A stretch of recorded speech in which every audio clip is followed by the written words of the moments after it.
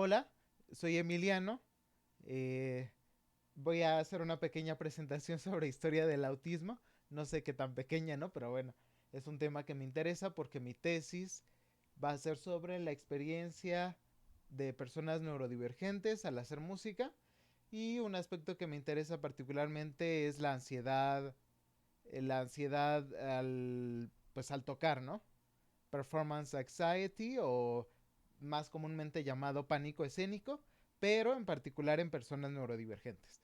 Entonces, como estoy usando esta terminología de neurodivergente, es importante empezar a ver pues de dónde salió el tema, ¿no? Yo soy parte de algunas comunidades autistas virtuales.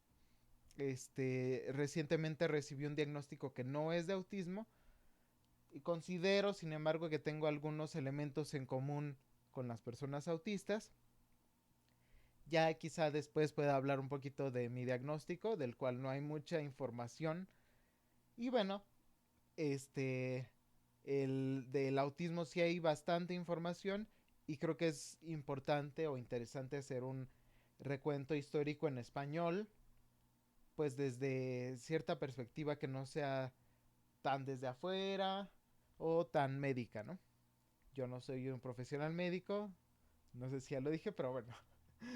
Entonces, justo una pregunta que yo no sé si tenga la capacidad para definir, yo para responder, es un poquito complicada, pero va a estar saliendo, ¿no? ¿Qué es el autismo, no? Una pista que nos da el sociólogo autista inglés, Damian Milton, es que se ha visto al autismo como un enigma. ¿Quién lo ha visto como un enigma? Pues personas neurotípicas, es decir, personas que no son autistas y que digamos que tienen eh, pues una cualidad más entre comillas normal, ¿no? Pongamos esto entre comillas mucho. Pero bueno, estas personas neurotípicas en ocasiones buscan explicar el comportamiento de las personas autistas en vez de preguntarles por qué hacen cierta conducta o de intentar comprender qué es lo que ocurre, cómo es que podrían entender el mundo las personas autistas o preguntarles. En vez de eso, tratan de explicarlo desde los términos de las personas neurotípicas. Entonces, pues se preguntan cuál es la causa del autismo, cómo podemos curar el autismo. Para Damian Milton, pues estas son preguntas que no tienen mucho sentido. Para Milton tendría más sentido pues tomar en cuenta la experiencia de vida de las personas autistas y pues ayudarles a que tengan una mejor calidad de vida, ¿no? Entonces aquí retomo una idea de Jenny Morris, que bueno, hay una larga tradición de activismo disca, es decir, de personas discapacitadas. Entonces, pues hay que escucharlas, ¿no? Para entender su experiencia de vida y saber cómo ayudarlas, ¿no? De una forma que realmente sea efectiva para ellas, no tratar de ayudarlas, pero al final desde los términos de alguien de una persona que no es discapacitada y que pues en ocasiones incluso podría causarle más dificultades a la persona discapacitada, ¿no?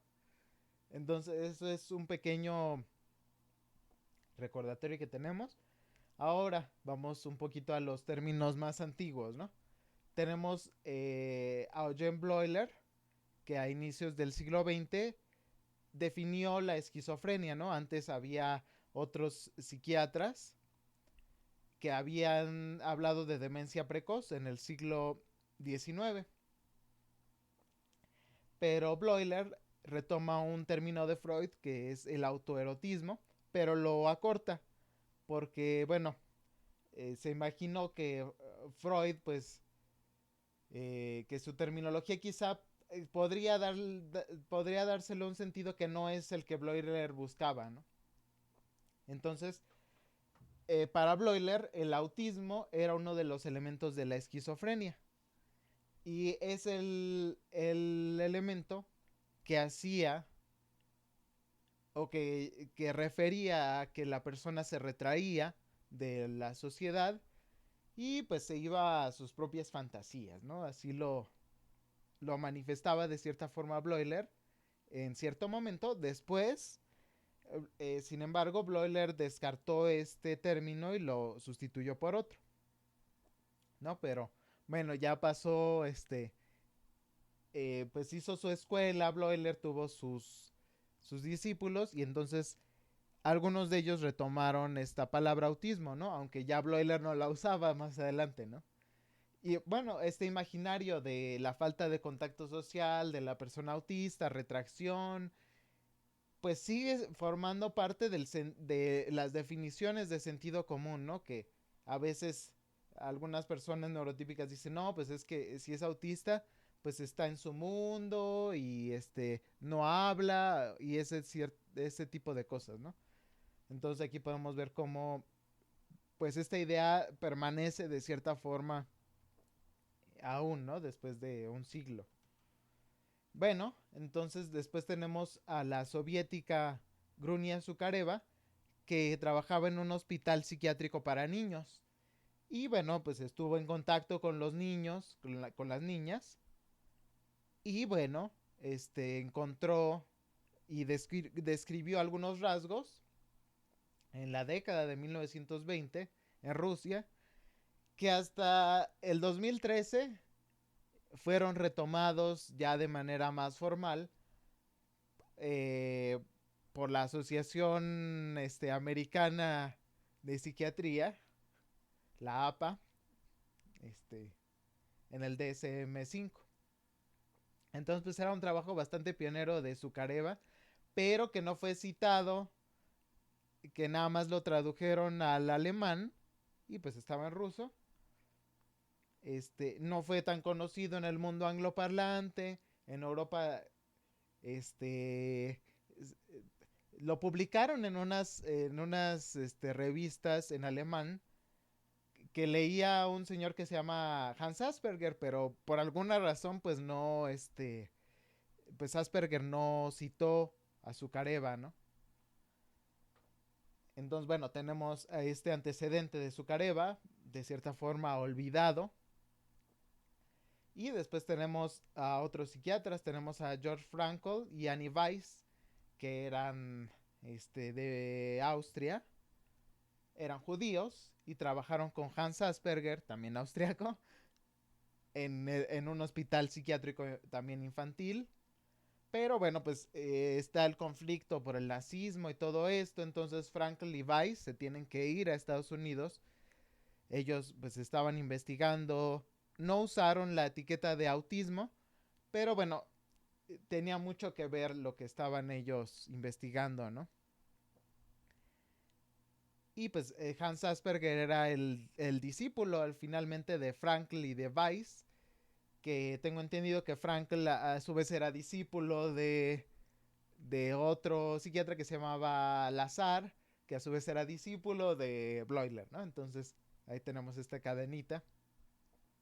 Y entonces pues Frankl y Weiss se van a Estados Unidos y pues necesitaban tener trabajo, ¿no? Y un pretexto para poder salir del país. Entonces, pues los invita Leo Kanner, también austriaco, que ya estaba en Estados Unidos en su hospital psiquiátrico infantil. Y entonces tenemos a la persona que se denomina el primer caso de autismo, que se llamaba Donald Triplett. Él murió recientemente. Él es de Estados Unidos, nació en 1933. Pues desde una corta edad sus padres notaron algunas conductas que pues no eran normales, ¿no? Que tenían dudas acerca de qué hacer con él, ¿no? Lamentablemente en esos tiempos pues estaba la opción de la institucionalización únicamente. Entonces lo llevaron a un hospital a algunos cientos de kilómetros, me parece, ¿no? Entonces ahí lo fueron a depositar. Donald pues no sabía qué hacer en ese hospital. Estaba, no comía, se quedaba sentado en una silla. Seguramente estaba algo estresado. Entonces sus padres de vez en cuando lo iban a visitar, pero pues ya al año dijeron, no, vamos a regresárnoslo.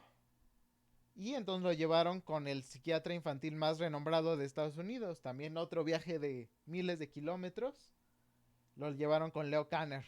Y pues Kanner no sabía que decía, pues esta es un diagnóstico diferente, pero no sé cómo nombrarlo, ¿no? Y entonces también lo ve George Frankl, de quien hablamos ahorita antes. Y entonces, bueno, este Kanner decide usar la terminología de Bloiler de autismo y decide utilizar la terminología de Frankl de contacto afectivo y entonces habla de trastornos autistas del contacto afectivo, refiriéndose de cierta forma a que pues algo sucedía en torno a la forma de relacionarse de estas personas que calificó de autistas, ¿no? Y bueno, en los primeros años de este diagnóstico, entre la década de los 40 a los 60 más o menos, el autismo era un rasgo de la esquizofrenia infantil. Así fue consignado en la primera edición del DSM, que pues es de cierta forma la Biblia de la psiquiatría, ¿no? Entonces era esquizofrenia infantil. Y pues no era un diagnóstico muy conocido, era muy nuevo. Y entonces los psiquiatras más especializados eran los que conocían el término. No todas las personas podían acceder a este diagnóstico. Hay un documental que se llama Refrigerator Mothers, está en inglés. Y pues ahí aparece una mujer negra que tenía su hijo. Y ella se había puesto a investigar sobre el tema, leer libros. Y pues le dijeron los especialistas, no, no puede ser diagnosticado autista. Y pues ella asumió pues, que era porque eran negros, ¿no? Entonces estaba mucho este sesgo. También a las mujeres se les negaba el diagnóstico y se les niega todavía en cierto grado, ¿no? Entonces, bueno, esto de Refrigerator Mothers se refiere a que había autores como el doctor Bruno Bettelheim, que salía en la televisión en Estados Unidos y que decía pues que el autismo se generaba por madres que eran poco cálidas, poco afectivas. Y creo que también Kanner ahí entró un poquito y respaldó esta teoría. Y entonces, bueno, se sugería institucionalizar a las infancias autistas, ¿no? No había otra. Pues métanlas en este lugar y usted ya no se preocupe por su hijo, su hija, que ahí se quede, ¿no? Y pero siempre también echándole la culpa a los padres, ¿no? Y a las madres, muy tajantemente a las madres. Entonces, pues muchas mamás se indignaron, ¿no? Y también algunos padres.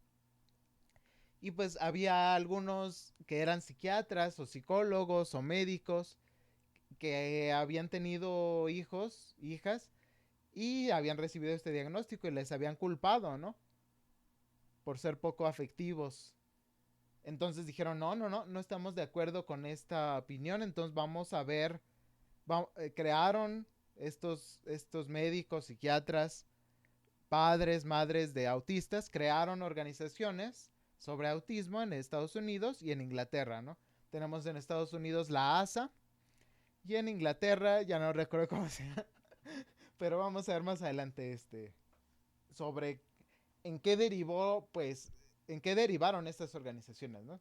Y que tuvieron, pues, también varios traspiés, ¿no? Y cosas problemáticas.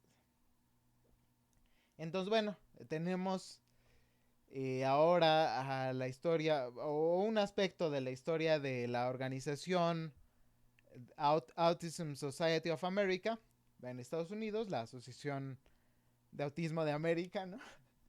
Pero este es un tema sensible. Vamos a hablar de la terapia ABA. Entonces, si quieren adelantarle, voy a poner en la descripción, pues en qué momento ya dejamos de hablar de esto.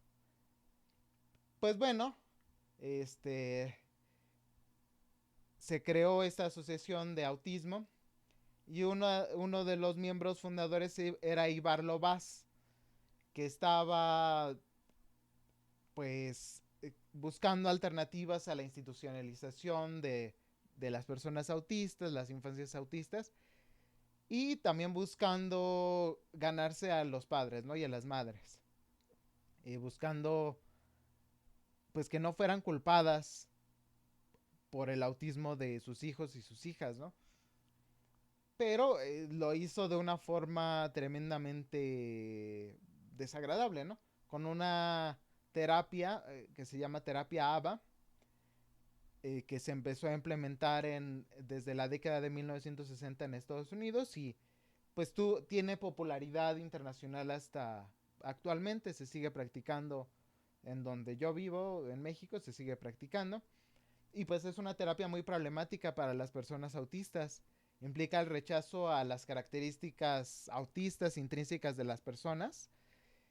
Y pues es un extenuante y agresivo proceso de normalización en el que pues hay relatos en los que, por ejemplo, a una persona que es muy inquieta la obligan a sentarse por 8 horas, sentarse sobre sus manos por horas y pues una serie de castigos y recompensas si haces o no cierta conducta, ¿no? Todo esto tiene un paralelo con las terapias de conversión que se hizo supuestamente para curar a las personas homosexuales o a las personas transgénero, lo cual después con los años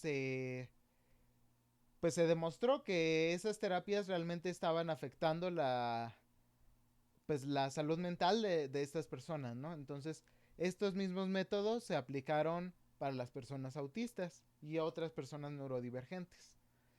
Y que en el caso brutal, uno de los castigos podía ser electroshocks, ¿no? Entonces aquí tenemos una foto de Iván Lovaas, pues administrándole un castigo a una niña autista. Entonces, pues cómo lo justificaba él, o cuál era su comprensión del autismo, la cual es terrible, o de las personas autistas, es que, en palabras de Lovaas, ¿no? Yo no estoy de acuerdo, obviamente. Sin la cooperación de los padres podríamos hacer muy poco. Verás, empezamos casi desde cero cuando trabajamos con un niño autista. Tienes una persona en el sentido físico, tienen cabello, nariz, boca, pero no son personas en el sentido psicológico. Una manera de entender el trabajo de ayudar a niños autistas es verlo como la construcción de una persona. Tienes los materiales en bruto, pero tienes que construir a la persona, ¿no? Entonces, bueno, fin de la cita. Entonces, pues tenemos este proceso, ¿no? En el cual se niega la humanidad de las personas autistas y pues quizás se hace plausible a través de esta situación pues toda una serie de abusos. Y bueno, entonces ya salimos un poco de esta cuestión de Autism Society of America. Y bueno, tenemos ahora un poco los cambios de la terminología más adelante. En los años 70 y principios de los 80 se empezó a desligar de manera más clara el autismo de la esquizofrenia.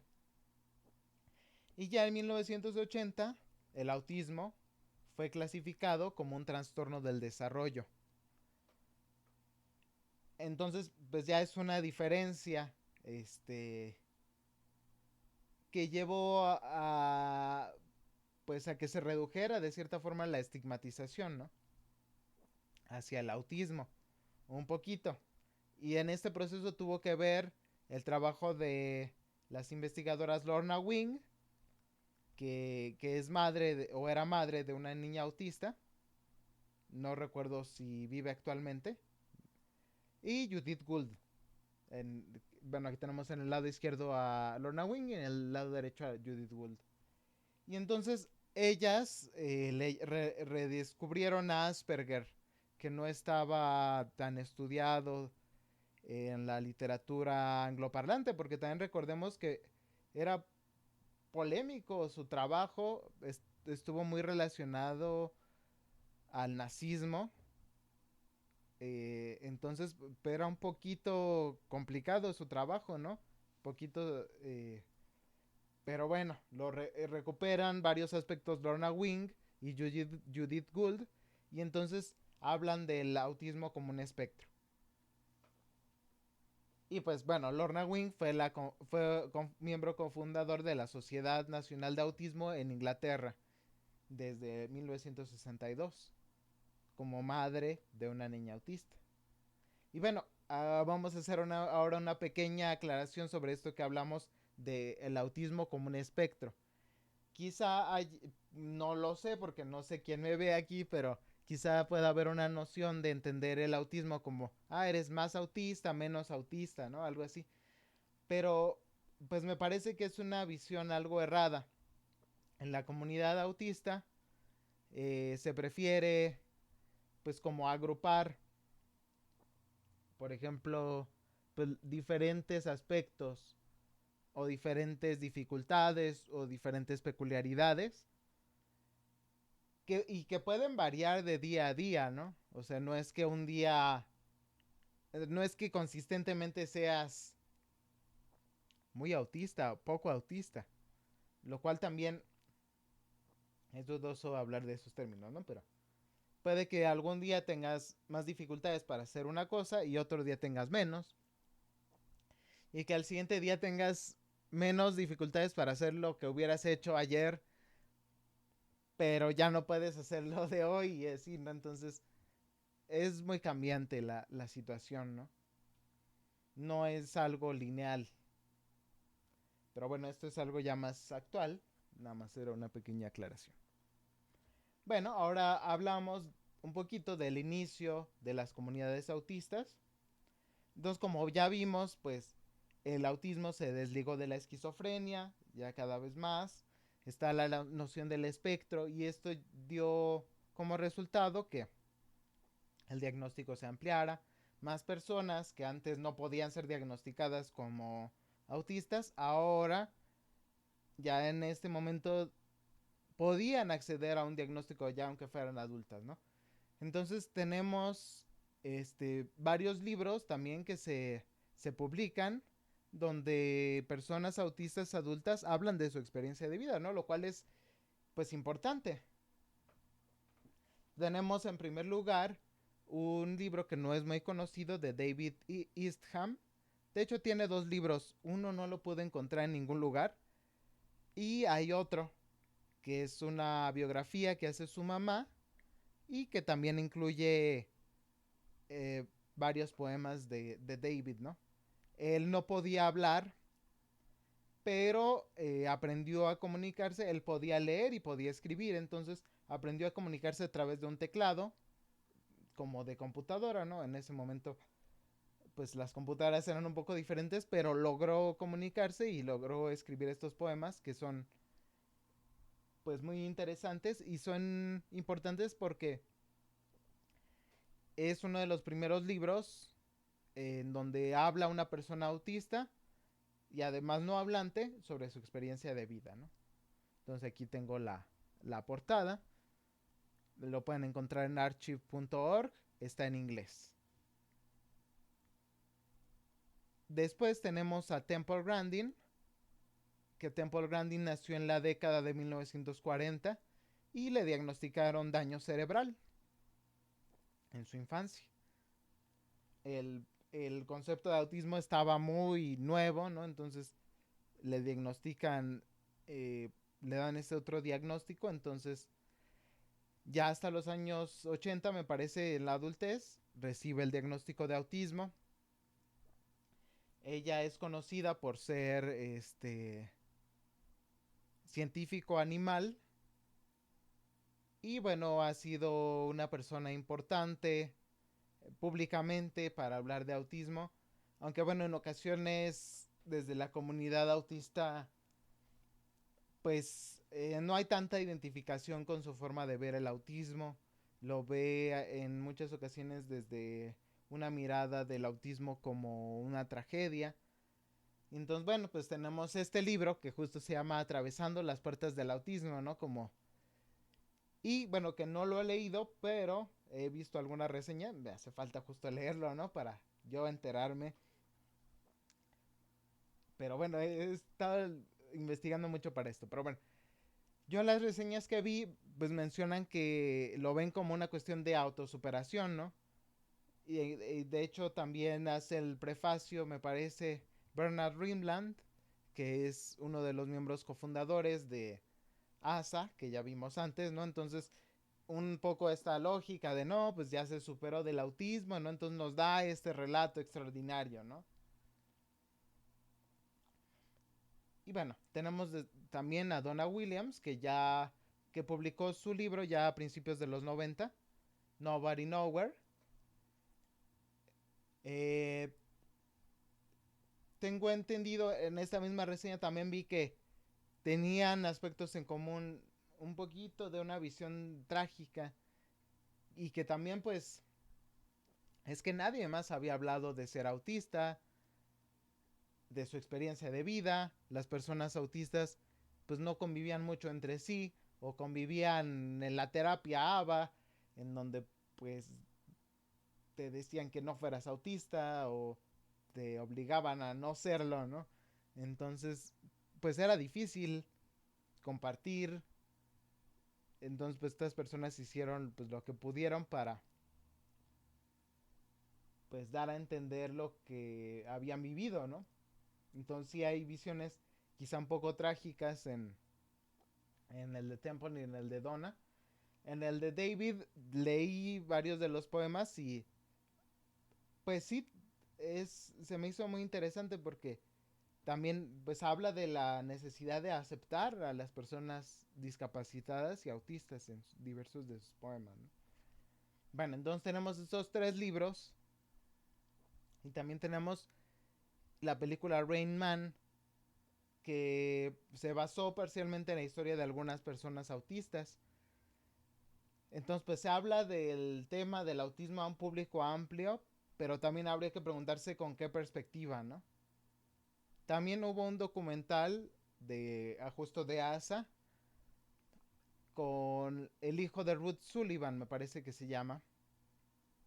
Mm, no recuerdo si se llama así, si no pongo una aclaración.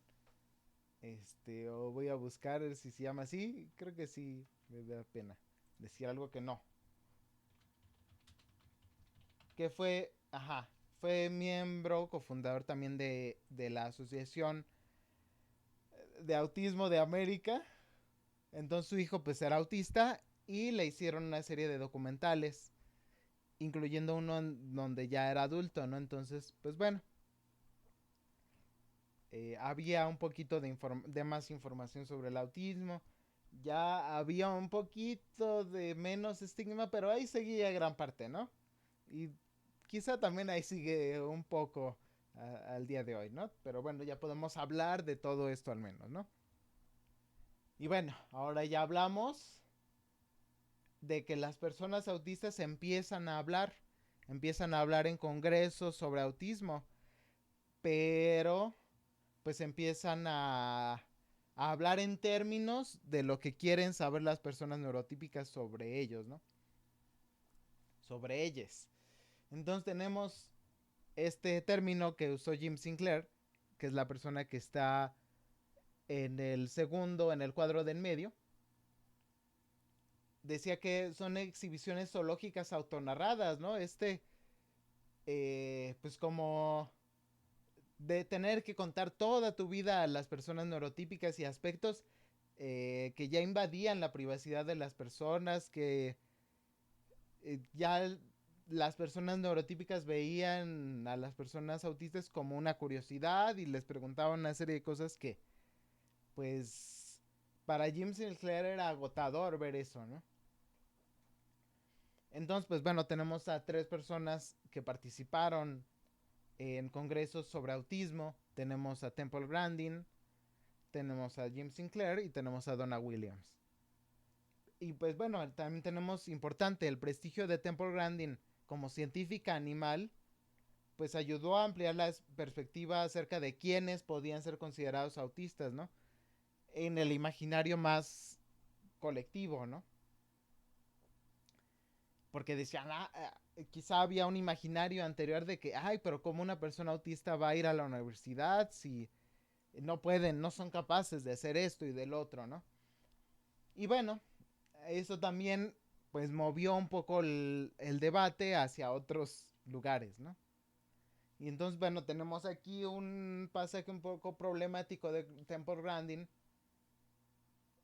que también es interesante, ¿no? Porque es un imaginario que quizá también está presente en otros lados actualmente. Entonces dice, y justo, ¿no? Yo no estoy de acuerdo, es una visión muy trágica del autismo y también de otras neurodivergencias, como veremos aquí que lo que dice, pero también está un poco esta cuestión de la funcionalidad, ¿no? Entonces en mi tesis, mi investigación me interesa ver también cómo en ocasiones pues se ve a las personas autistas o a las personas neurodivergentes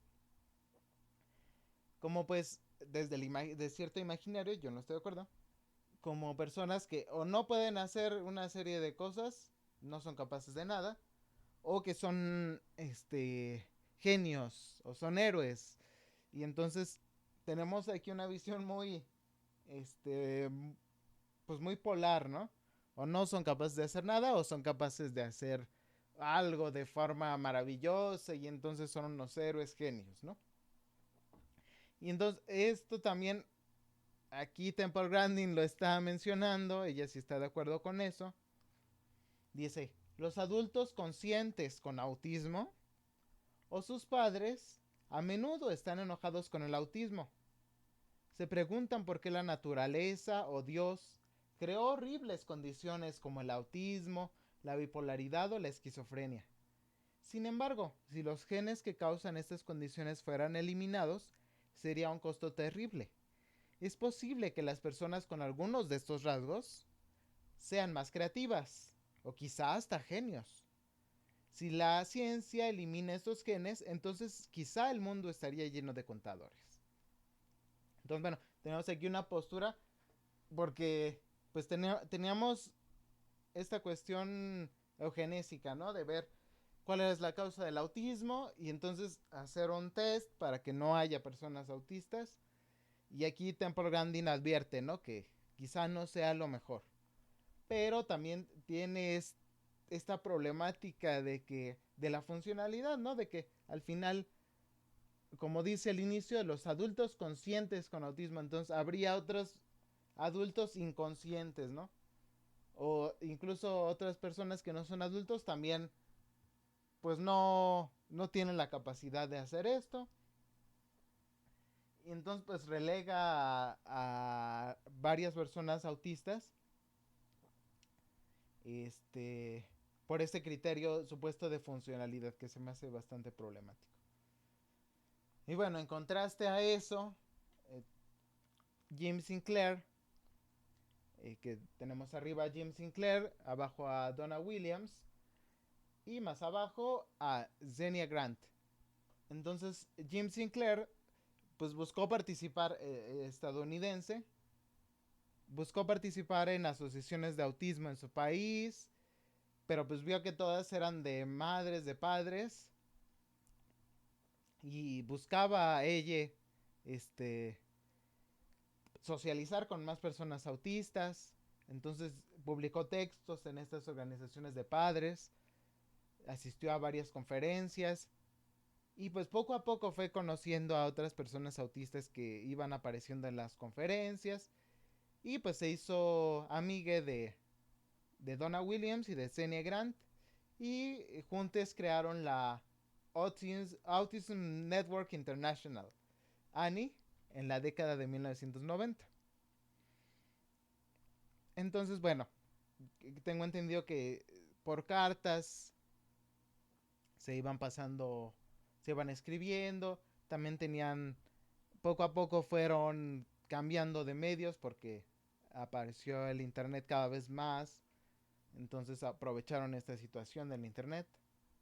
Pero bueno, tenemos aquí un poco para contrastar la visión trágica y capacitista de Temple Grandin, tenemos un poquito, pues una pequeña cita de Jim Sinclair, ¿no? Acerca de cómo tratar a las personas autistas o qué pensar acerca de ellas. Entonces, no tomes nada por sentado. No asumas que puedes interpretar la conducta de la persona autista al compararla con tu propia conducta como persona neurotípica o compararla con la de otras personas, ya sean autistas o neurotípicas, ¿no? Tienes que aprender a reconocer las señales únicas de la persona. No asumas nada acerca de los intereses, deseos o prioridades de la persona, ni asumas que la otra persona podrá adivinar los tuyos. Si quieres saber lo que la otra persona quiere o lo que significa alguna de sus conductas, pregúntale. Esto lo dijo Sinclair en el 88. Bueno, entonces tenemos un pequeño paréntesis también médico, que en el 94 se lanza el DSM-4, que incluye el nuevo diagnóstico de síndrome de Asperger. Y pues bueno, ya habíamos visto que fueron apareciendo diferentes categorías, algunas no tan oficiales. Por ejemplo, el síndrome de Asperger llegó a significar lo que antes se llamaba autismo residual, o sea, un autismo menor o un autismo superado, ¿no? Eso se decía en los 80, ya en el 94 se dijo, no, eso no. Ya cuando se buscó oficializar lo que se llamaba eso, ya se tuvo más cuidado y se dijo, no, ya es un autismo más leve, ¿no? Lo cual también tiene dificultades, pero bueno. Lo positivo fue que estas nuevas categorías hicieron posible que otras personas, pues que quizá pues tenían dificultades en su vida, pudieran acceder a un diagnóstico. Pero cual, bueno, sería un arma de dos filos si lo llevan a la terapia ABA, ¿no? Pero si pueden llegar a una comunidad, pues eso es bueno. Y eso apenas estaba cuajando, pero bueno, tiene sus dos aspectos, según mi opinión, ¿no? Pero bueno, más personas pudieron acceder. Y es curioso porque en ciertos lugares se menciona como una epidemia de autismo, ¿no? Cuando lo que en realidad ocurrió fue que se fueron ampliando los términos diagnósticos, entonces cada vez más personas podían acceder a ellos, ¿no? Y bueno, de este síndrome de Asperger, pues ponemos un poquito en duda, más allá del mismo nombre de Asperger, ¿no? Y su relación con el nazismo, también tenemos pues cierto debate sobre, ay, es menor grado de autismo o más capaz, ¿no? Más funcional. Ahí yo pondría un signo de interrogación en esa, ¿no? Y bueno, aquí tendríamos que agradecer al señor Internet, como diría José José, por la, por darle a la humanidad, ¿no? Por darle, pues, a la comunidad autista un lugar, ¿no? En el cual, eh,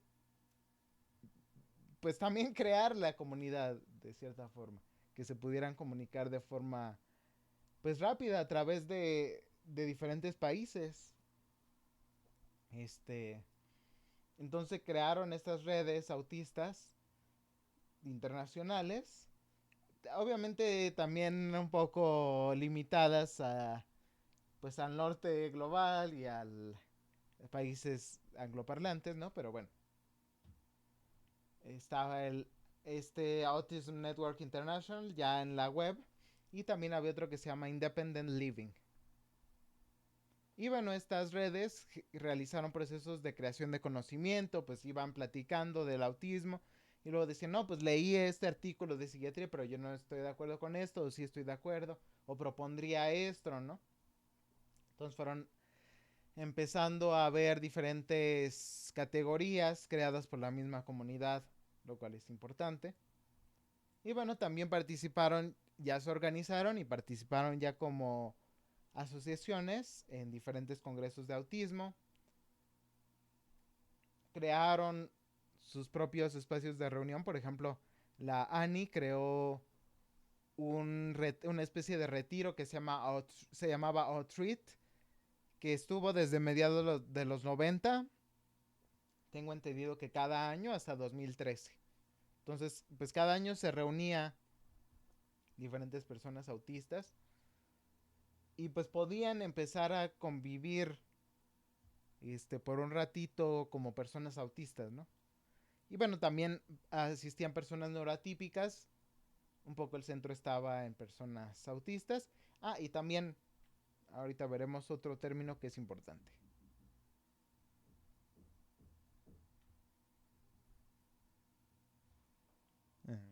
Bueno, y entonces a partir de estas pláticas que ocurrieron en los sitios web, se generaron diferentes conceptos.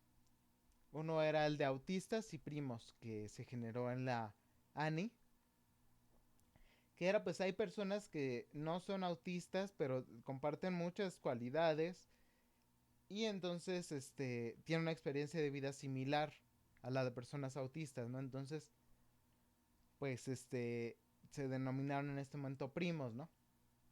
También en algún momento se habló de, no sé exactamente en dónde surgió este término, pero el de neurotípico, que quizás sería como un antónimo de autista, ¿no? Aunque habría que ver. Y después está el término neurodivergente, creado por Kasiane Asasumasu, que se refería justo a esta misma noción más o menos de primos, personas que tienen una experiencia de vida similar y bueno, también justo al autismo, pero justo descentrando, buscando descentrar un poco, no sé hasta qué punto se logró, pero también buscando descentrar un poco el autismo, ¿no? Porque podría parecer que autistas y primos, ¿no? Afuera.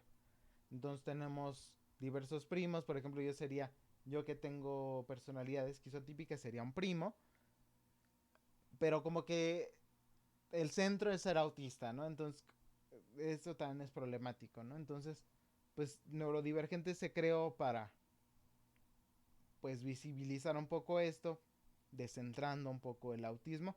No sé hasta qué punto se haya logrado porque, pues, también quién lo ha retomado fuera de la comunidad autista, ¿no? Habría que ver. Y bueno, también tenemos el término neurodiversidad que surgió en este foro de Independent Living y fue llevado al ámbito académico por Judy Singer en 1998. Y bueno, más o menos por ahí nos quedamos, pero nos quedan un montón de cosas de las cuales podríamos hablar. A partir del año 2000, la comunidad autista en Estados Unidos, por ejemplo, y en otros países, ¿no? Comenzó a desarrollar un sentido político más abierto en términos, por ejemplo, de leyes, de ajustes razonables y también, bueno, con medidas quizá un poquito reformistas. Pero bueno, ha sido una constante negociación con el Estado en torno, y bueno, con el Estado y organizaciones médicas, ¿no? Que son supranacionales, en torno a los términos diagnósticos, a los cuidados médicos que pues las personas autistas sugerirían, los diferentes tipos de ajustes razonables y también prohibir el uso de terapias que afectan a las personas más que les beneficien, combatir campañas publicitarias de asociaciones que ven el autismo como una tragedia y que quieren pues justo juntar dinero para buscar las causas del autismo en vez de mejorar la calidad, buscar mejorar la vida de las personas autistas que ya existen, ¿no?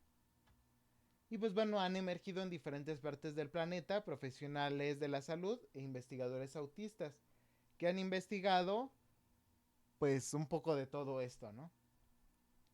Entonces, pues esto nos puede llevar a una serie de larguísimo. Si a alguien le interesa y sabe inglés, puede consultar el canal de Ira Idle, Ira e Idle, y él habla muy en extenso de estos temas en inglés, ¿no? Entonces, bueno, más o menos yo por aquí lo voy a dejar.